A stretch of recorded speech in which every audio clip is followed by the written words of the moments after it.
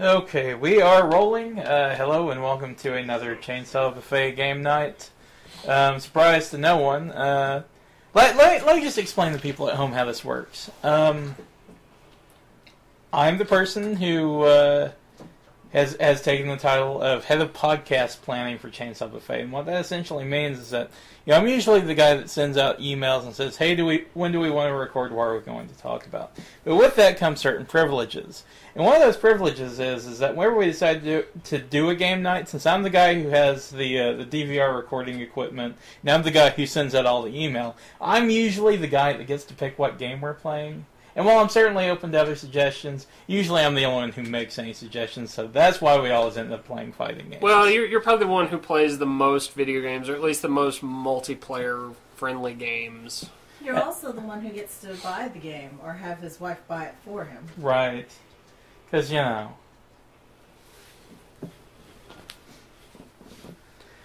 Anyway, we found... Mortal Kombat, the special edition, the $100 special edition on sale at Best Buy for the regular disc-only price of $60. So now I've got a couple of badass-looking bookends and the video games. Where did you put those bookends at? They are downstairs, along with the Catherine special edition. Let's see. God. So many characters, and only so few of them do I actually like.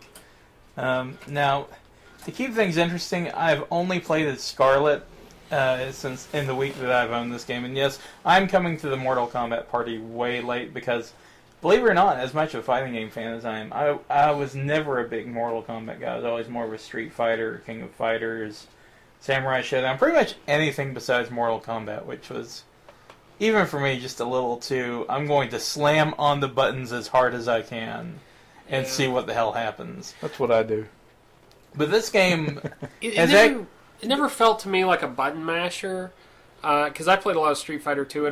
But it never felt like it was as smooth as Street Fighter, I guess. No. And, its big selling point was violence, but... and boobs. Well, back in the day, it didn't have so many boobs as it did violence. It pushed the issue, and now it's pretty standard, so, Anyway, match is about to start. I'm going to try... even though Kung Lao is supposedly overpowered as hell in this game, I'm going to avoid picking the one character that I actually know how to play. This game was apparently really well received by the fighting game community as far as the job they did with it. And that was enough for me to give it a shot, even though I wasn't, the biggest Mortal Kombat guy. But also, you'll notice, like I said, I've played as one character, so I know the moves for one character. Fuck. Oh, I'm getting ganged up on by yourself. The funny thing is, after the X-ray moves, I don't see how these guys can walk. They shouldn't be able to, right? It's the fighting spirit, Dylan. Shut up. I picked noob because I am one, so... Right? I almost got hit by a car there. I want to know where these cars in fighting games come from. Because, there's that car that She-Hulk summons in Marvel vs. Capcom 3. I want to know what highway you get on to get into space. I don't know. Just type in somewhere that you know how to get to through MapQuest, and it'll get you there. I mean, seriously, I'll sit there being fighting Galactus, and then once I beat him, I can summon, a traffic jam with She-Hulk. And I want to know where these cars are fucking coming from. Is that where all the characters from, what was it, Carpocalypse in LA a few weeks ago, is that where all the cars that were supposed to be caught up in Carpocalypse but weren't ended up? I'm more interested in seeing what's going on in the background. Yeah, there's a huge demon in the background, and nobody seems... these guys just don't give a fuck. No, they don't. They're fighting each other and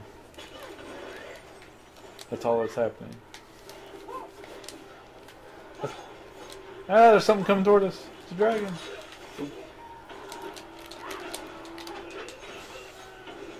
I wonder what the speed limit is. I don't know. Owned. I'm still frosty. Do you see that shit? That is badass. And the best part about it is I have caught this glitch on tape. This is going to be on YouTube for everybody to see. They'll be like, man, these guys are freaking terrible, but they did the coolest glitch. They're going to patch that shit out too, and I'm going to be mad. But there you go. You saw it here first. The Katana Sub-Zero cute Katana Frosty glitch. Toasty, frosty. Whatever.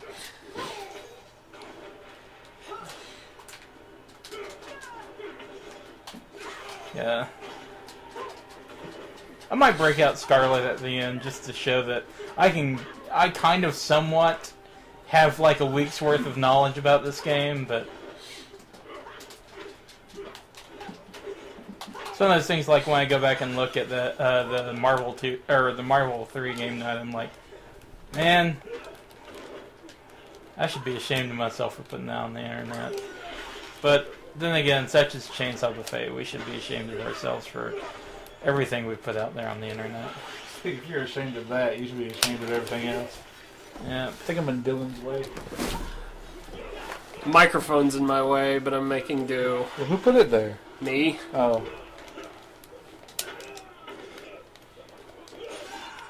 Well, it was a team effort, really. I did not touch that microphone. Well, you aren't on the team then, I guess. Guess not. It's a horrible thing I to really say. should have looked at Kung Lao's moves before I started this, but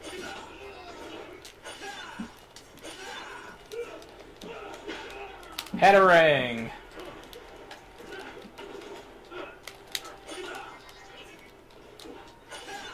Dang it. Oh, come get some.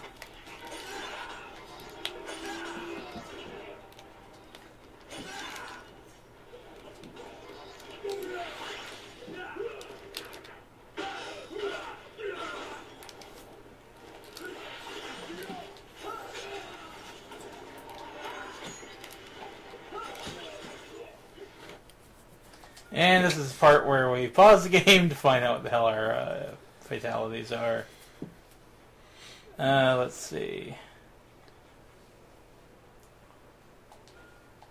Down. Oh, I'm gonna push you. Oh, and there goes your arms and your head.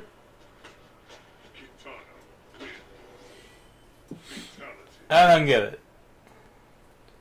She's a sculptor. You are now art. And she cools herself off with those fans. Yes, even though she was already cold.